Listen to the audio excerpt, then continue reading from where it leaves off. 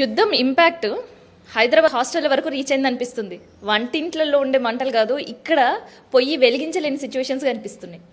Yes అండి, మీరు చెప్పింది ఎగ్జాక్ట్లీ కరెక్ట్ అండి. సో మనకి ఇప్పుడు జరిగే ఇజ్రాయెల్ ఇరాన్ సంబంధించి యుద్ధం ఏదైతే ఉందో దానివల్ల అన్ని రాష్ట్రాలతో పాటు హైదరాబాద్లో అయితే ముఖ్యంగా అయితే చాలా ఇంపాక్ట్ అయిందండి, ఎస్పెషల్లీ హాస్టల్స్కి. ఎందుకంటే హాస్టల్స్కి ఏంటంటే మనకి సిలిండర్స్ అనేవి చాలా నీడ్ఫుల్.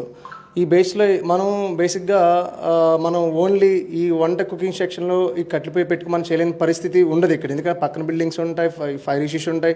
సో అది చాలా ఇంపాక్ట్ అవుతుంది, మనకి అలా చేయడానికి పాసిబుల్ అవ్వదు. బేసిక్గా మేము డిపెండ్ అవ్వాల్సింది మాత్రం కమర్షియల్ సిలిండర్స్ మాకు ఇప్పుడు వరకు మనకి హ్యాండ్ ఓవర్ చేసేది, మనకి డెలివరీ ఇచ్చేది. సో డొమెస్టిక్ అయితే మాకు ఎలాంటి ఆప్షన్స్ లేవు. సో మాకు ఆ వెసులుబాటు కూడా లేదన్నమాట చేయడానికి కూడా. సో దానివల్ల మాకు దగ్గర 3-4 డేస్ నుంచి కూడా స్టాక్ ఏదైతే తక్కువ రావడం, దానివల్ల ఇబ్బంది అవుతుంది. సార్ మేము కూడా ఏజెంట్లు ఉన్నారు, దాంతో కమిషనర్స్ ఉన్న వాళ్ళతో కూడా బేస్ చేసుకొని మాట్లాడుతున్నాం. అంటే లెటర్లు ఏం చెప్తున్నారంటే, సో పాసిబిలిటీ ఉంటే వేస్తాం, లేదంటే హ్యాండ్స్ పైకి ఎత్తేస్తున్నారు. నేను నైట్ నుంచి కాల్ చేస్తున్నాము, బట్ అట్లీస్ట్ రెస్పాండ్ అవ్వట్లేదు. ఫస్ట్ ఆఫ్ ఆల్ వాళ్ళు అమౌంట్ అనేది పక్కన పెడితే సిలిండర్ 2,000 రూపాయల సిలిండర్ ఉంటే దాన్ని 3,000కైనా కూడా మేము తీసుకోవడానికైనా కూడా విల్లింగే. ఎందుకంటే పిల్లలకి ఫుడ్ పెట్టడం అనేది చాలా ఇంపార్టెంట్. ఎందుకంటే ఫుడ్ ఆపితే వాళ్ళు ఆఫీసెస్కి ఇంపాక్ట్ అవుద్ది. సో మెంటల్గా వాళ్ళు ఇబ్బంది, పేరెంట్స్ ఇబ్బంది పడతారు.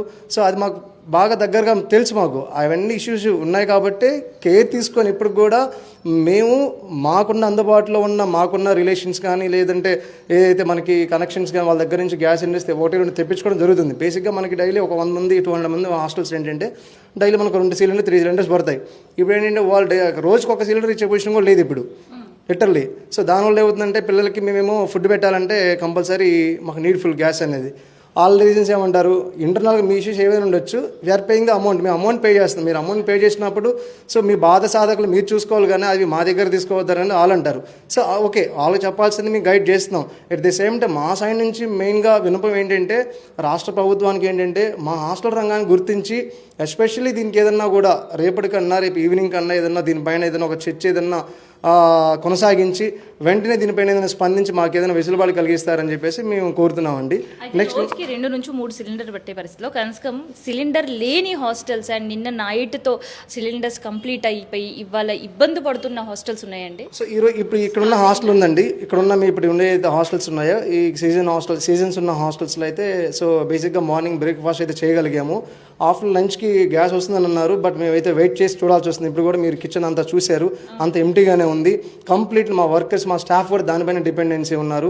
అట్ ది సేమ్ టైం ఈ యొక్క గ్యాస్ ఒక రేట్లతో పాటు ఇంక్రీజ్ అవ్వడం పాటు దానికి తీసుకోవడం కూడా విల్లింగ్గానే ఉన్నాం. కానీ దాంతోపాటు నిత్యావసర ధరలు కూడా మాకు కొంచెం బాగా అది కూడా ఇంపాక్ట్ అవుతుంది.